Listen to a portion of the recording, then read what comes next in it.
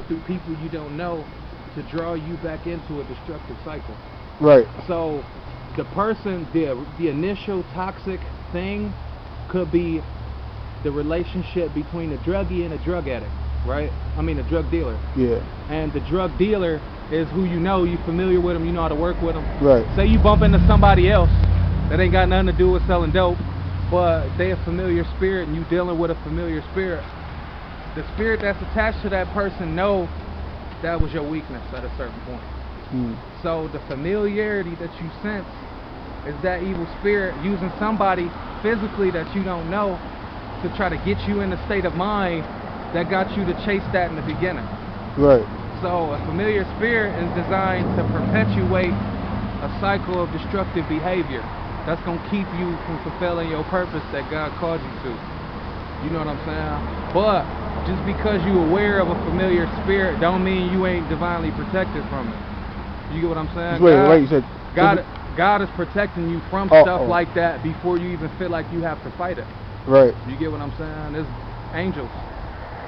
You know what I'm saying? Good beings of light, that's angels, flames of fire, or ministers that minister strength to God's people. You know what I'm saying? They protect us from demons. Right. And on top of that, you got the Holy Spirit. Right. Dwelling inside of you. Right. You know what I'm saying? So I would say it don't even have to just be crack. It could be anything destructive. Right. A familiar spirit will use your sense of familiarity. Like if you look at a person's face, you're like, man, you remind me of somebody.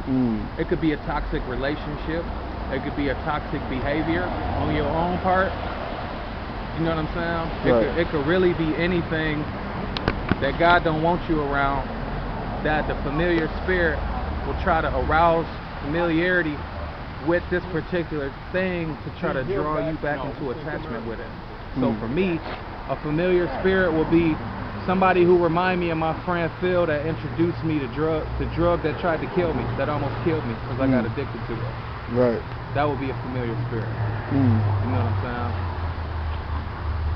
A familiar spirit is like a demonic entity that used to be latched onto you before you knew God, and it got dismissed by God, but it's trying to come back in and reattach itself to you.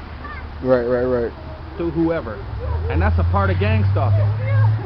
Because demonic entities, they use whoever they can, however they can, wherever they can, to try to get to you or me. You know what I'm saying? They jealous of us because... So give me an example of gang stalking. Like if somebody was gang stalking us right now. Me and you chilling right here. Yeah.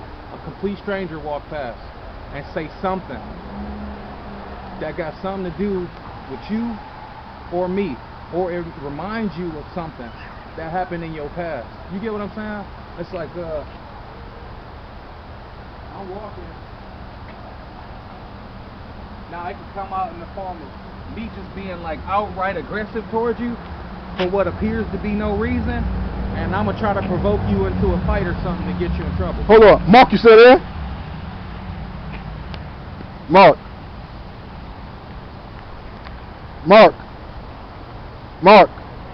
Anyways, what you just said, this dude I'm talking to, he had that same experience.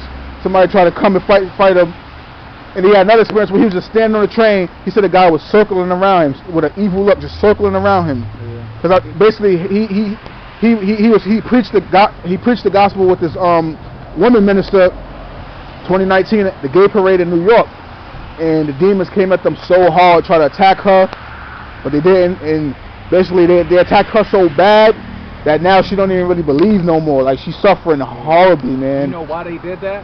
Why? Because they don't want that person to realize what Jesus did. Right. If they can if that person realized what Jesus